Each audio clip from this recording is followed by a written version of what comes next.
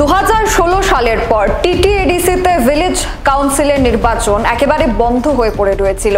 প্রায় 3.5 বছর ধরে টিটিএডিসি এলাকায় ভিলেজ কাউন্সিলের নির্বাচন না হওয়ার কারণে সেই জনজাতি অংশের মানুষদেরকে ভোগান্তির শিকার হতে হয়েছে। এবার রাজ্য নির্বাচন কমিশন একের পর এক উচ্চ আদালত থেকে দাবরানি খাবার পর পরিশেষে জানাতে বাধ্য হয়েছে যে এই বছরের ডিসেম্বর মাসের মধ্যেই টিটিএডিসিতে ভিলেজ কাউন্সিলের নির্বাচন করানো হবে। তবে এর আগে রাজ্য নির্বাচন কমিশনের কাছ থেকে বারবার উচ্চ আদালত এটা জানার চেষ্টা করছিল যে রাজ্য নির্বাচন কমিশন কেন পরপর এতগুলি নির্বাচন অনুষ্ঠিত হচ্ছে রাজ্যে, কিন্তু তারপরও টিটিএডিসির নির্বাচন অনুষ্ঠিত করছে না।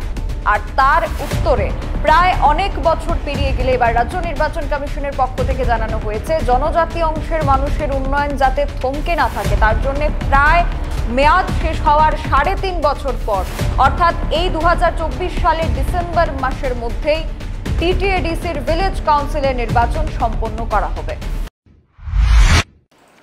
2016 সালে শেষ নির্বাচন হয়েছিল টিটিএডিসিতে, আর তারপর 2021 সালেই মেয়াদ শেষ হয়, কিন্তু তারপরে করোনাকালীন পরিস্থিতির কারণে নির্বাচন হয়নি।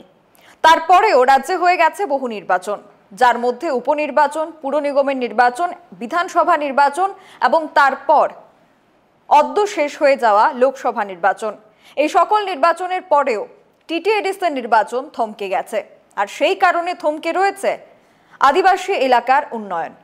2016 সালে 587টি ভিলেজ কমিটি ছিল, যার মধ্যে প্রায় 5000টি আসন, আর যার মধ্যে 2016 সালের রাজনৈতিক সমীকরণ অনুযায়ী সেখানে প্রায় ক্ষমতাসীন ছিল বামফ্রন্ট।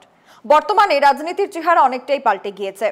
টিটিএডিসিতে বর্তমানে যদি ভিলেজ কমিটির নির্বাচন অনুষ্ঠিত হয় তাহলে সেখানে একটা আধিপত্য থাকবে তিপ্রামথার। অপরদিকে বিজেপির ভোট ব্যাংক রয়েছে বিরোধী দল কংগ্রেস এবং বামফ্রন্টের ভোট ব্যাংক। অবশেষে নির্বাচন কমিশনকে বারবার প্রশ্ন করেছিল উচ্চ আদালত, যার পরিপ্রেক্ষিতে এবার নির্বাচন কমিশন জানিয়ে দিয়েছে আগামী ডিসেম্বরের মধ্যে অনুষ্ঠিত হবে টিটিএডিসি এলাকায় ভিলেজ কাউন্সিলের নির্বাচন। Bureau report, social Bangla. এখনকার মতো সংবাদ এখানেই শেষ করছি। পরবর্তী আপডেটস পেতে অবশ্যই চোখ রাখবেন সোশ্যাল বাংলায়। নমস্কার।